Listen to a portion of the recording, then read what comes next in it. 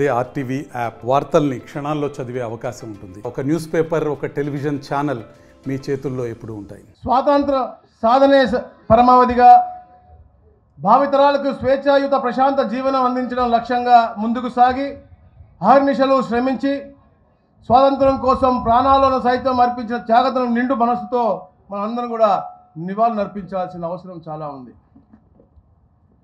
మిత్రులారా, స్వరాజ్యం నా జన్మ హక్కు అని బాల గంగాధర్ తిలక్ చెబితే తూటానైనా ఎదుర్కొంటాం కానీ స్వాతంత్రం కావాల్సిందే అని చంద్రశేఖర్ ఆజాద్, నన్ను చంపొచ్చు కానీ నా స్వాతంత్ర ఆకాంక్షను చంపలేరని భగత్ సింగ్, నాకు మీ ఉడుకు నెత్తురు ఇవ్వండి నేను మీకు స్వాతంత్రం ఇస్తానని సుభాష్ చంద్రబోస్ చెప్పిన నినాదాలు ప్రజలను కదిలించాయి. సుమారు 200 సంవత్సరాల బ్రిటిష్ సామ్రాజ్య పాలన, దానికి వ్యతిరేకంగా ఎంతోమంది వీరులు, ఝాన్సీ లక్ష్మీబాయి కానీ, తాంతియా తోపే కానీ, నానా సాహెబ్ లాంటి వారి పోరాటం తదనంతర కాలంలో జాతీయ అభిమానాన్ని, స్వాతంత్ర కాంక్షను విపరీతంగా రగిల్చింది. లాలా లజపతి రాయ్, బాల గంగాధర్ తిలక్, బిపిన్ చంద్రపాల్ లాంటి దేశభక్తులు అతివాద స్వతంత్ర పోరాటం కోసం సాగించారు. భారతదేశంలో పోరాటం చేశారో అలాగే మన రాష్ట్రం నుంచి కూడా ఎంతోమంది త్యాగధనులు ఉన్నారు. దేశవ్యాప్తంగా సాగుతున్న నాటి స్వతంత్ర పోరాటంలో మన రాష్ట్రం నుంచి పాల్గొని వీరోచిత పోరాటం చేసిన త్యాగమూర్తులు ఎందరో ఉన్నారు. లక్షల ఆదాయం ఆర్జించే న్యాయవాద వృత్తిని వదిలేసి స్వతంత్ర పోరాటంలో పాల్గొని బ్రిటిష్ వారి తూటాలను గుండెను చూపించిన ధీరుడు ఆంధ్రకేసరి టంగుటూరి ప్రకాశం పంతులు గారు. అఖిల భారత కాంగ్రెస్ పార్టీ అధ్యక్షునిగా ఎన్నికైన తొలి వెలుగు వ్యక్తి మరియు స్వతంత్ర పోరాట గాంధీ మహాత్ముని యొక్క చేదోడుగా నిలిచినటువంటి భోగరాజు పట్టాభి సీతారామయ్య గారు. అలాగే ఈ ప్రాంతం నుంచి స్వతంత్రంలో పాల్గొన్న మరొక ప్రముఖ నాయకులు సర్దార్ గౌతు లచ్చన్న గారు. ఈయన స్వతంత్రంతో పాటు అనేక రైతు ఉద్యమాలు మరియు వెనుకబడిన వర్గాల అభ్యున్నతి కోసం ఎన్నో పోరాటాలు చేశారు. వీరితో పాటు గరిమెల సత్యనారాయణ గారు, వావిలాల గోపాలకృష్ణయ్య గారు, కాశీనాథ్ నాగేశ్వరరావు గారు, అలాగే ఈ యొక్క మహిళా చైతన్యం సాధికారత కోసం ఎప్పుడూ పాటుపడుతూ సామాజిక కార్యకర్తగా మరియు ఆంధ్ర మహిళా సభ స్థాపకురాలైనటువంటి దుర్గాబాయి దేశ్ముఖ్ గారు. ఇలా ఎంతోమంది మన రాష్ట్రం నుంచి ఉన్నారు. మహోజ్వలంగా సాగిన స్వతంత్ర పోరాటంలో నేనే సైతం అంటూ విశాఖపట్నం జిల్లా నుంచి ఎంతోమంది దేశభక్తులు అనేకులు వచ్చారు. అల్లూరు సీతారామరాజు గారు, కందాల సుబ్రహ్మణ్యం తిలక్ గారు, తెన్నేటి విశ్వనాథం గారు, దిగమర్తి రామస్వామి గారు, కేఎస్ గుప్తా గారు, గంటం దొర గారు, మల్లు దొర లాంటి త్యాగదనులు వారిలో ముఖ్యంగా చెప్పుకోదగిన వారు. మన్యం వీరుడు అల్లూరి సీతారామరాజు బ్రిటిష్ వారికి వారు తెచ్చిన అటవీ చట్టాలను వ్యతిరేకించి మన్యం ప్రజల్లో స్వాతంత్ర స్ఫూర్తిని రగిలించి సాంప్రదాయ ఆయుధాలతోనే వారిని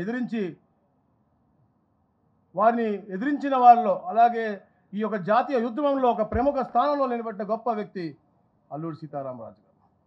అదేవిధంగా స్వాతంత్ర ఉద్యమంలో సమయంలో ఎందరో మహనీయులు, పోరాట యోధులు, జాతీయ నేతలు రాకతో విశాఖ నేల పునీతమైంది.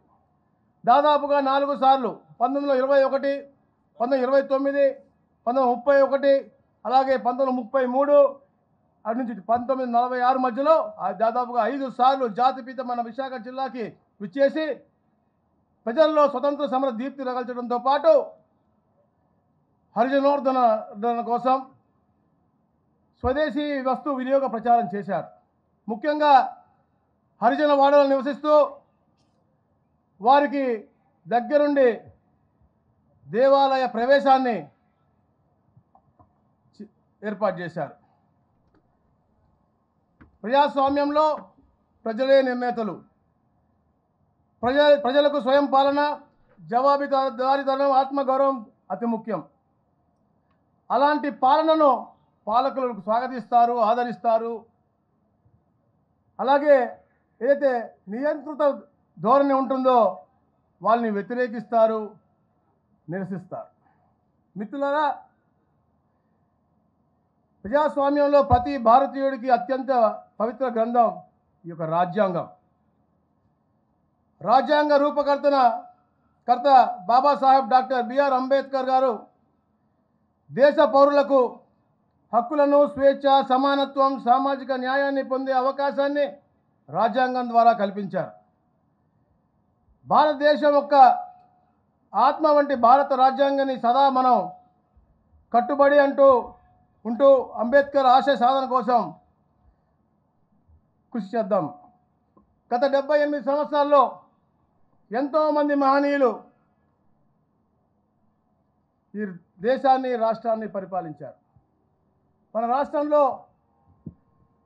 పెద్దలు గౌరవనీయులు శ్రీ నందమూరి తారక రామారావు గారు తెలుగు వారి యొక్క ఆత్మ గౌరవాన్ని ప్రపంచానికి చాటి చెప్తే వారి ఆశయ సాధన కోసం ఎప్పుడు కూడా ఇప్పటి ముఖ్యమంత్రి గారు, సుదీర్ఘ పరిపాలన అనుభవం ఉన్నటువంటి వ్యక్తి నారా చంద్రబాబు నాయుడు గారు ఈ రాష్ట్రాన్ని అగ్రస్థానంలో తీసుకెళ్లాలని చెప్పే లక్ష్యంతో హార్నిషలు కృషి చేస్తూ, మీ అందరికీ కూడా తెలుసు 2014లో విభజన జరిగినప్పుడు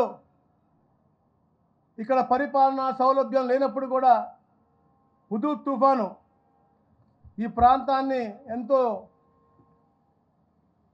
కుదిలిస్తే తప్పకుండా నేను ఇక్కడే ఉండటానికి బంగ్లా లేనప్పటికీ కూడా కలెక్టర్ గారి బంగ్లా కూడా పూర్తిగా పనికి రాకుండా పోయే పరిస్థితి ఆ హుదూద్ తుఫాన్లో. బస్సులోనే ఉండి దాదాపుగా 2 వారాలు మళ్ళా విశాఖపట్నాన్ని పునర్నిర్మించి మరి నివసించే యోగ్యత తెచ్చి అన్ని రంగాల్లో కూడా ముందుకు తీసుకెళ్ళి, అంటే విశాఖపట్నం పట్ల వారికి ఉన్నటువంటి ప్రేమ అని చెప్పేసి కూడా నేను తెలియజేస్తా ఉన్నాను. అదేవిధంగా మిత్రులారా, ఆదేశిక సూత్రాల్లో పేర్కొన్న విధంగా పర్యావరణ పరిరక్షణ కట్టుబడి సస్టైనబుల్ డెవలప్మెంట్కు మా ప్రభుత్వం కృషి చేస్తూ ఉంది. పర్యావరణ విధ్వంసం జరగకుండా పరిసరాలను కాపాడుతాం, పర్యావరణ హితంగా పర్యాటక రంగాన్ని అభివృద్ధి చేస్తాం. జిల్లా సర్వతోముఖాభివృద్ధికి తోడ్పడినందున గౌరవ రాష్ట్ర ముఖ్యమంత్రులకు వర్యులకు వారికి జిల్లా ప్రజానికం తరపున ప్రత్యేక ధన్యవాదాలు తెలియజేస్తా ఉన్నాను. అదేవిధంగా జిల్లా అభివృద్ధి మరియు సంక్షేమ కార్యక్రమాలను సమర్థవంతంగా అమలు చేయడంలో సహాయ సహకారం అందిస్తున్న గౌరవ పార్లమెంట్ సభ్యులకు, గౌరవ శాసన మండలి సభ్యులకు, గౌరవ శాసన సభ్యులకు, మరి ఇతర గౌరవ ప్రజాప్రతినిధులకు అందరికీ కూడా పేరు పేరున నా ధన్యవాదాలు తెలియజేస్తా ఉన్నాను. మరిన్ని వీడియోస్ కోసం ఛానల్ ని సబ్స్క్రైబ్ చేయండి, లేటెస్ట్ అప్డేట్స్ కోసం వాట్సాప్ ఛానల్ ని ఫాలో చేయండి అండ్ లింక్ డిస్క్రిప్షన్ లో ఉంది.